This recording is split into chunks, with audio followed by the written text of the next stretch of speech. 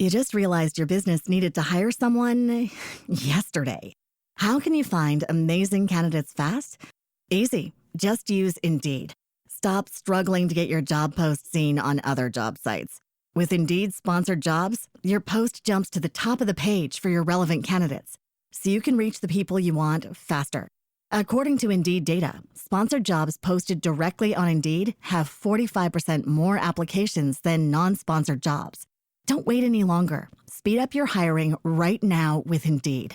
And listeners of this show will get a $75 sponsored job credit to get your jobs more visibility at Indeed.com/kidsandfamily. Just go to Indeed.com/kidsandfamily right now and support our show by saying you heard about Indeed on this podcast. Terms and conditions apply. Hiring? Indeed is all you need. Are you ready to learn the 3 secrets to launching a successful podcast? Hi, I'm Bill, a recent client of the Podcast Mogul. If you've been thinking about starting a podcast but aren't sure where to begin, he's got you covered. He is hosting a free webinar where he will share the 3 secrets that can help you launch, grow, and monetize your podcast without any fancy equipment or technical headaches. Click the link in the show notes to save your spot now and let him help get your podcast off the ground.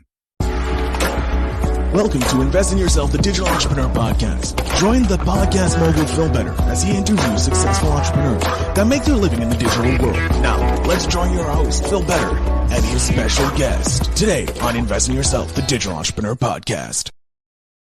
Ladies and gentlemen, welcome back to Invest in Yourself, the Digital Entrepreneur Podcast. I'm, of course, your host with the most, Phil Better, and today I am happy to have a TEDx speaker, TEDx organizer, a TEDx, or just an amazing person altogether, university professor, Elena Paweta.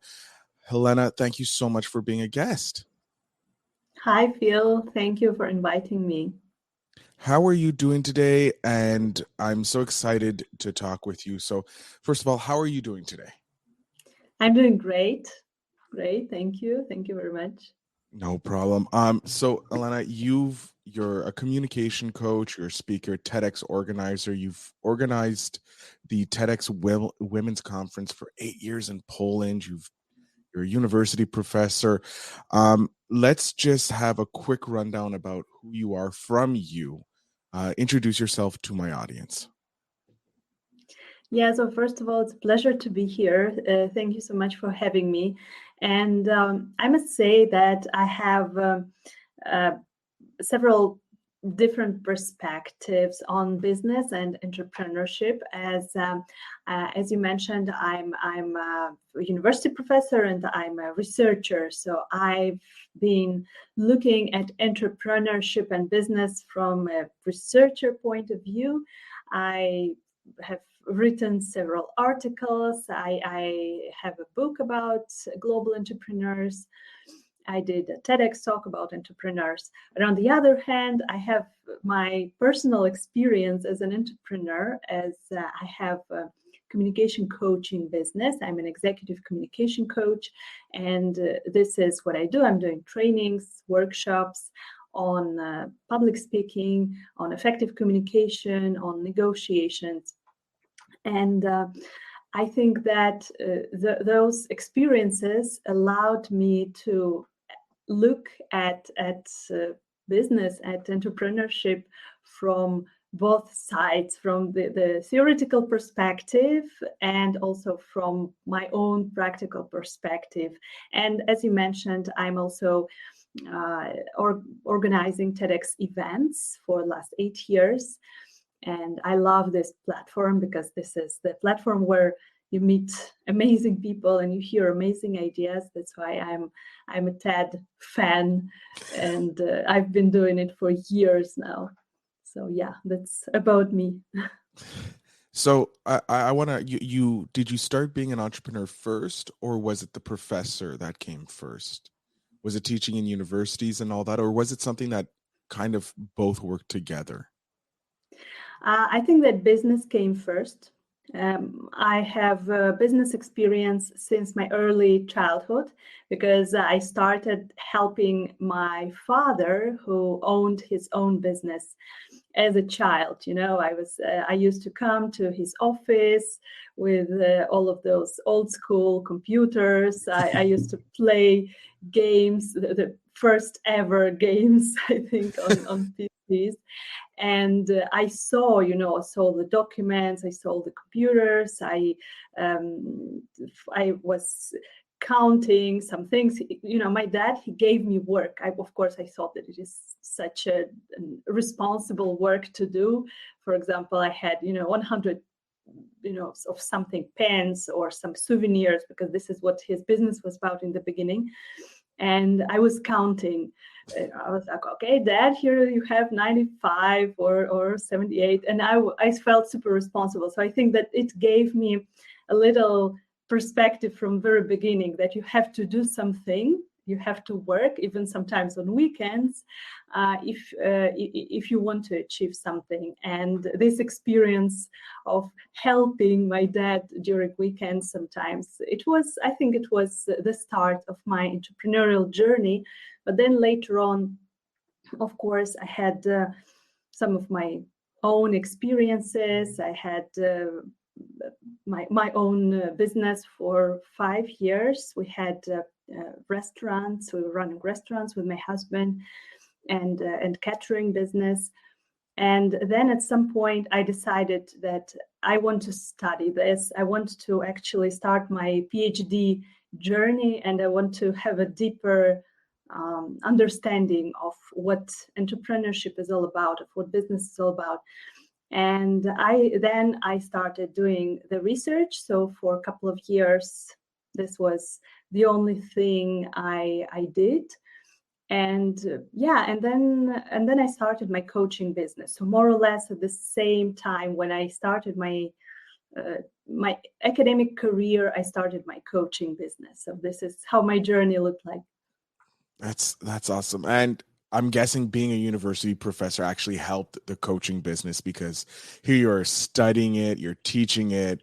So obviously your clients know that you're coming from you have that authority behind it because you're doing it. How was it starting two ventures at the same time? Because you're teaching kids, or you're teaching your students about entrepreneurship, about the business world.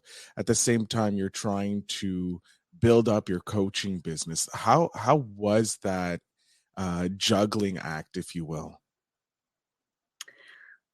Very often they say that you have to do only one thing to be the best in it. And I totally agree with this. So if you want to be the best, if you want to master something, and maybe to become a millionaire or to become the most respected professor at the university, then you would have to focus only on this one thing. But in my case, I think that this is not the motivation to be the best or the richest. I think that in my case, my motivation is that I want to influence, to help as many people as possible. And I can see that when I'm working with students, with the younger generation, I have this power to inspire them, and even to influence their careers. Sometimes they're contacting years after our meetings, after our courses, and they say that, hey, this something that you said really influenced me. That's why I made this and this decision. So I feel that it gives me a lot of satisfaction and feeling of contribution to this world. But at the same time, by working with business professionals, working with groups of managers, of executives, I can see that they are lacking a lot of those soft skills that they did not maybe have the chance to practice, or they did not have studied this at the university, right? This is not something that we study in school, that we learn at school, unfortunately. But I think that this is so important. And I also think that this combination of working with business professionals and with younger generations, it gives me this fulfillment, that yes, I can both work with both audiences. And if you ask me, how it is possible to balance, well, I think that by giving my maximum effort in both of those areas, I think that I feel pretty fulfilled in both fields. That's great. That's great. What was there something specific about the communication world that drew you into it, that you wanted to help entrepreneurs become better communicators? Was there a spark somewhere in your journey that was like, yeah, this is where I want to focus my attention? Yeah, I think that especially when I started organizing TEDx events, it was 8 years ago when I started doing TEDx events. We had a lot of partners, business partners and sponsors, and those companies, they started reaching out to myself as an organizer and to our organization to our coaches, that they need support with this. They need support with public speaking. So we started with giving some workshops for those companies and working with people individually. And this is when I realized that there is a need, that there is a problem that exists, that many business professionals, they are the best in their areas, whether it is accounting or finance or human resources, but there is a gap in this interpersonal communication, negotiation skills, sales skills. And therefore, after some time of doing those workshops, I also did a trainer certification. I was certified by Dale Carnegie Training as a business trainer. I was working with them for some time, for a couple of years with Dale Carnegie. And I still see that there is so much need in this area. And in order to change this, I would say that we not only need training and coaching for business professionals, but also I see the need that we really need to include those soft skills and pay attention to those soft skills during our early education, during our school years, university years, because this is the just the basics of everything, right? Communication with other people, how we listen to others, how we respond to others, how we disagree with others, how we express our opinions. And we very often see this even on social media, that people are not able to express their opinions without offending other people. And when we have to work in such environment, it can be really a big problem. So yeah, I think that that's why this area is so important. Yeah, no, I can vouch from my personal experience. Interpersonal communication, the ability to hold a conversation, to negotiate, and all that are very important skills that we are lacking in our educational system, because we get the hard skills, the math, the sciences, and all that. And yeah, that's great. But when you have to do an interview with people, you need to know how to communicate with them. You need to know how to do the next level of getting them to give you the responses you want. Or when you are on a TEDx speech stage, giving that speech, you need to be able to be confident in yourself and be aware of what you need to say. So, or even if it's in the boardroom, those skills are so important to get your point across. So at least we have an expert here on the podcast sharing her story with us. I do want to know, how did you get involved in the TEDx? Because I think you are the third TEDx speaker we've had on the show. And I'm always interested, how did you start? Like, I know how you get into giving a speech, but we've never had an organizer on the show. So how did you get into that world of organizing TEDx? Yeah, I remember it was a spontaneous decision that led me to this 8 years crazy journey. I was sitting with my friends. I think we had a meeting of Toastmasters Club, and then we had an after party. We were sitting and chatting that, hey, TEDx events are amazing.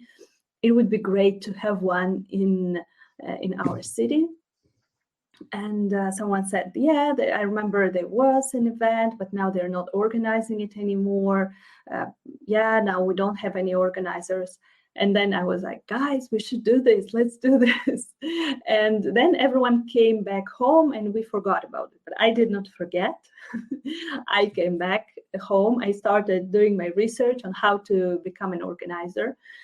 And actually, it is very easy. You just have to apply for a license, write to TED that you want to have this local TEDx event independently organized by the team. You need to show that you have a team, that you have some ideas that you want to share.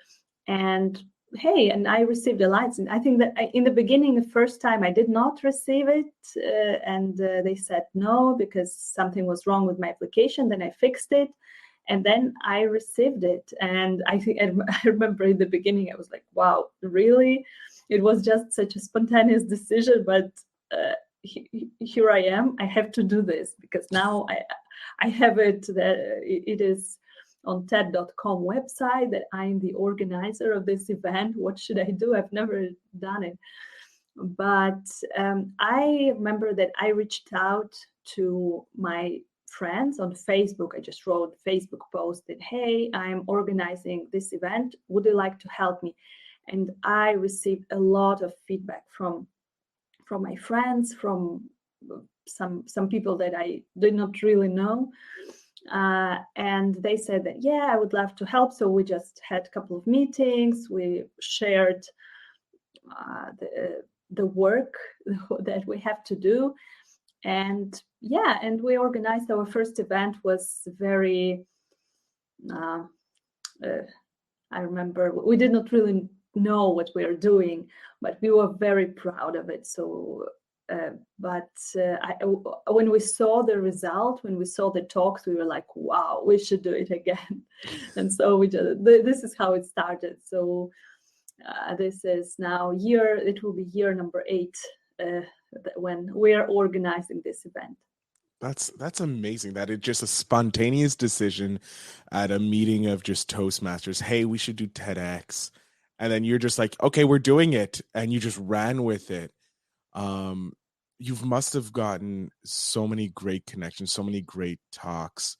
Have you been given talks every year at the TEDx events that you put on, or is it you're allowing other guests to have the forefront? So organizers cannot speak at their own events. Okay. So practically, I'm speaking at every event. I'm organizing because I'm welcoming everyone. I'm thanking partners and inviting everyone to the after party, sharing some organizational information. But I cannot be the TEDx speaker and share my own idea. And for many years, my colleagues, they were asking me, so when are you going to speak? You are organizing all the time, so now it's time for you to speak.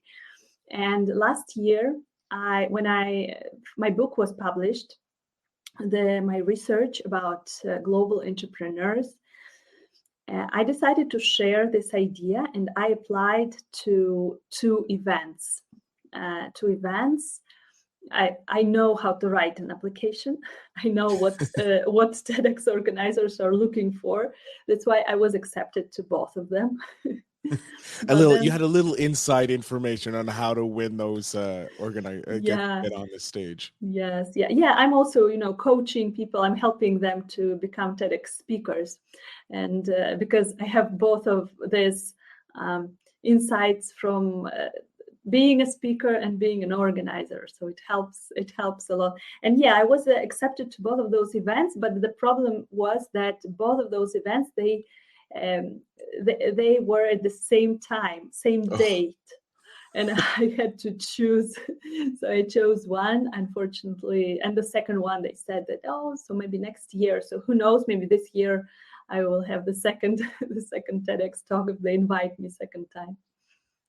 that's awesome. I do want to talk about your book. Do we have the name of your book here? Hold on. I think I do. No, I don't. So what is the name of your book? My book is called Born Global Entrepreneurs, and it is based on my research of behaviors of entrepreneurs who go global immediately. They don't start developing in their local markets, but they just immediately start global businesses. And those people are just amazing. Speaking about those people, how many, obviously this is a book more on research and the skills that they have. How many entrepreneurs, global entrepreneurs, did you look at? So I presented some, statistics and things like that, more macro things. But also I had eight case studies where I actually had interviews with those people, and I described their behaviors, how they. What is their mindset? So I looked at two things. What is their mindset like? How are they thinking? How are they perceiving the world? And the second thing is, how are they behaving on the market? So I think that those two areas of those entrepreneurs I looked at. And when I had conversations with them, I was just shocked that such people exist. And I must say that it influenced my business career as well. When I was doing my research and I was talking with those people, it's like, wow, they just don't see any borders. They don't see any limitations. They turn every problem, every challenge into opportunity. So yeah, maybe I adopted some of those behaviors as I was doing my research and writing my book. That's why it influenced my coaching business a little bit. I can certainly see that, because when you're meeting, and I can, speaking from personal experience, so anecdotal evidence, since I started interviewing entrepreneurs from around the world, I started seeing the world like, because I'm a digital entrepreneur, I work more on the internet.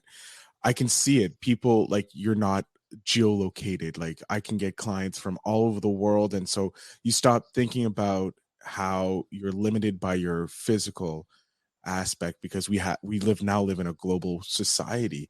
We can communicate with people from all over the world. So I saw my mind change as well. And obviously you're working with high level entrepreneurs and that, so your mind shift must have been amazingly brilliant. What are some, I don't want you to reveal too much about your book, but what are some of the traits that you found in these entrepreneurs that are going global, like one or two traits that they have that most people probably don't realize? Yeah, so some of those traits, I'm speaking about them in my TEDx talk. So to know a little bit more, maybe I will encourage you to have a look. It is called "What Can We Learn from Global Entrepreneurs?" And the main ones I would say is that the networking, that they are all the time in constant contact with many people at the same time.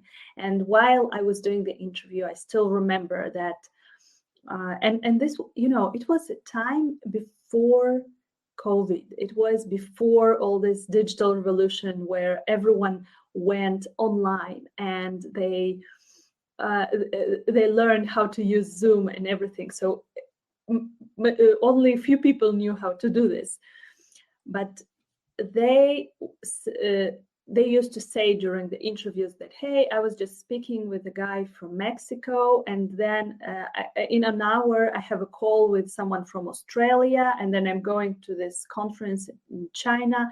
And I was like, so many people, so many contacts all around the world, all the time. They're looking for business opportunities, and even if they are not doing business, they are still attending networking events and getting to know new people. For example, one of the entrepreneurs whom I interviewed, he just finds opportunities everywhere where he meets new people. So he went to a networking event. He went to the workshop how to start a podcast, and again, it was a time where podcasts were not so popular as they are now, and now he has like 4 podcasts of his own. So he met someone and he started doing this. He started learning by doing.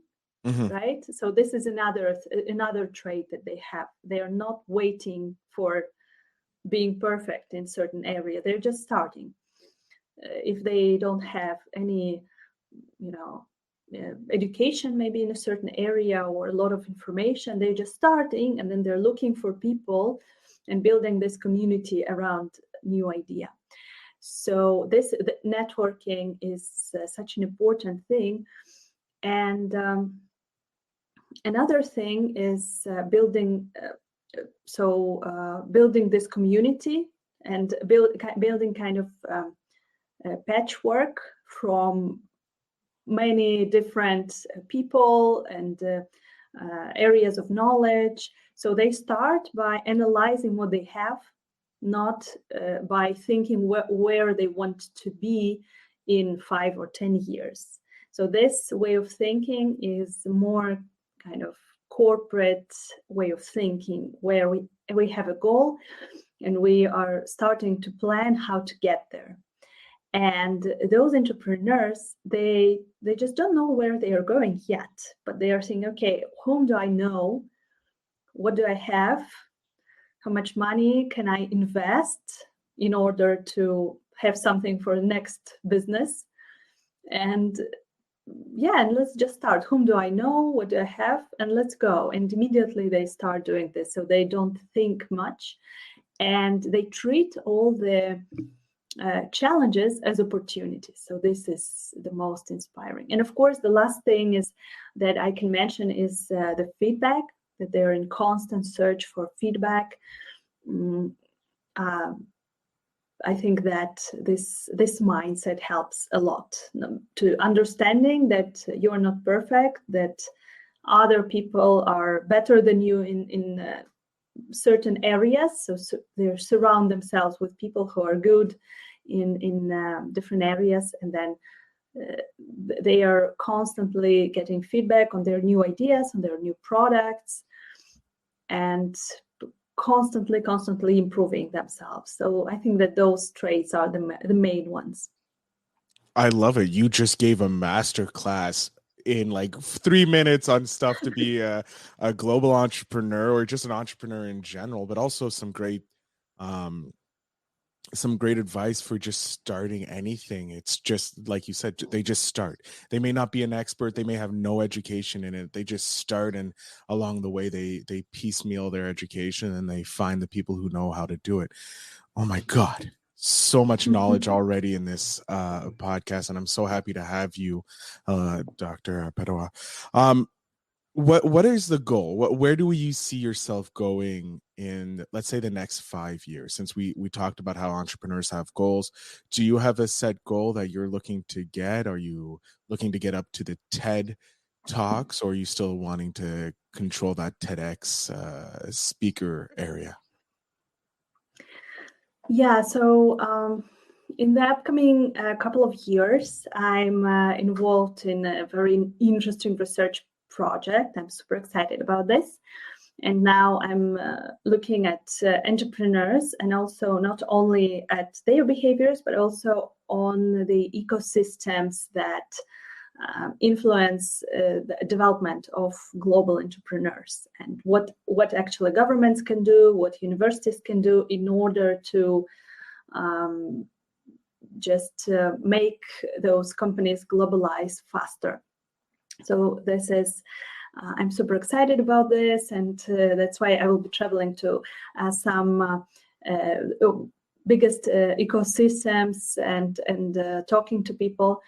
So this is for the next couple of years. And as for my business side, of course, I will keep coaching people who want to become TEDx speakers, and coaching business professionals who want to improve their communication skills, their public speaking skills.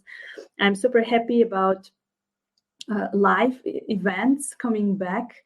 Of course, there are still a lot of online events. So I think that I'm speaking in on an online conference, but you know, those online events, they give a lot of opportunities as well. For example, I'm able to speak in Korea in May on a big conference as a speaker online, so I don't have to travel there.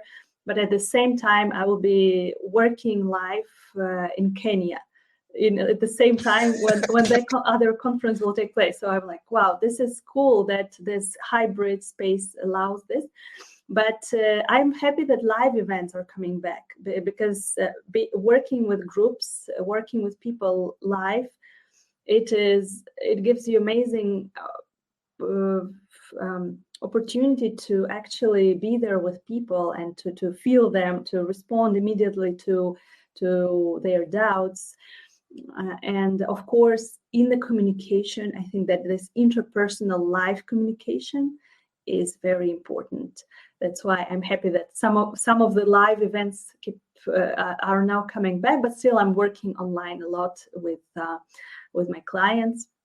I have a lot of online clients. So I think that this will be the business challenge for the next couple of years, to be able to manage all of the live opportunities that keep coming back, and to still manage my online clients and be able to find the balance between both of them.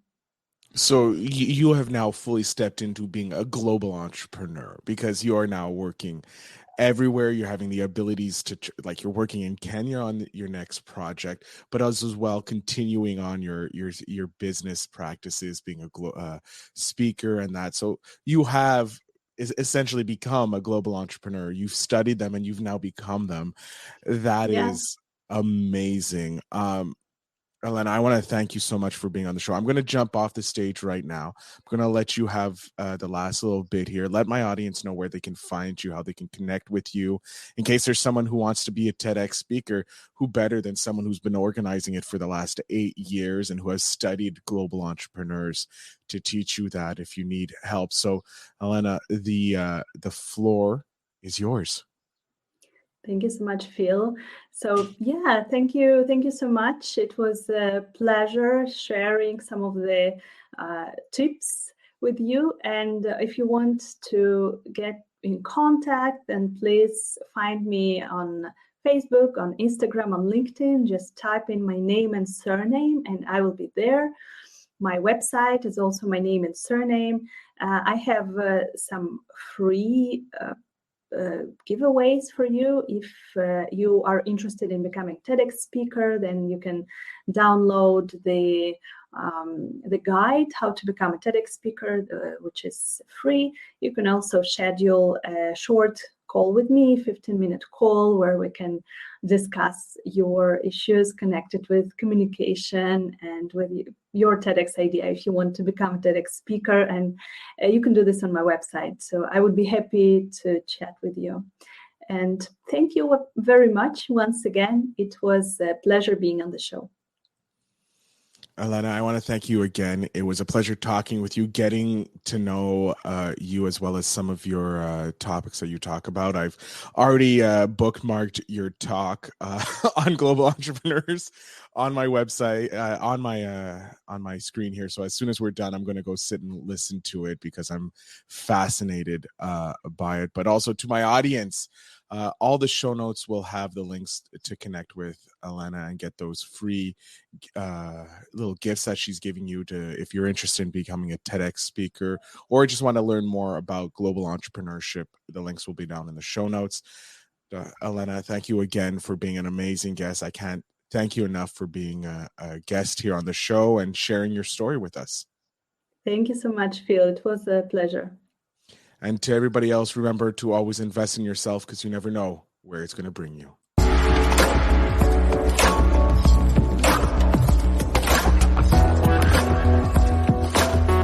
Thanks for tuning in. Now it's time to take the next step. When you're ready to dive deeper into how to launch, grow, and monetize your podcast, Phil's got something special for you. Join him for a free webinar where he'll reveal the 3 secrets that have helped countless entrepreneurs succeed in podcasting. Click the link in the show notes to save your spot, and let's turn your podcasting dreams into reality. You just realized your business needed to hire someone yesterday. How can you find amazing candidates fast? Easy. Just use Indeed.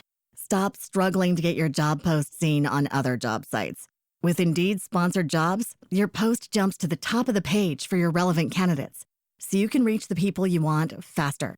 According to Indeed data, sponsored jobs posted directly on Indeed have 45% more applications than non-sponsored jobs. Don't wait any longer. Speed up your hiring right now with Indeed. And listeners of this show will get a $75 sponsored job credit to get your jobs more visibility at Indeed.com/kidsandfamily. Just go to Indeed.com/kidsandfamily right now and support our show by saying you heard about Indeed on this podcast. Terms and conditions apply. Hiring? Indeed is all you need.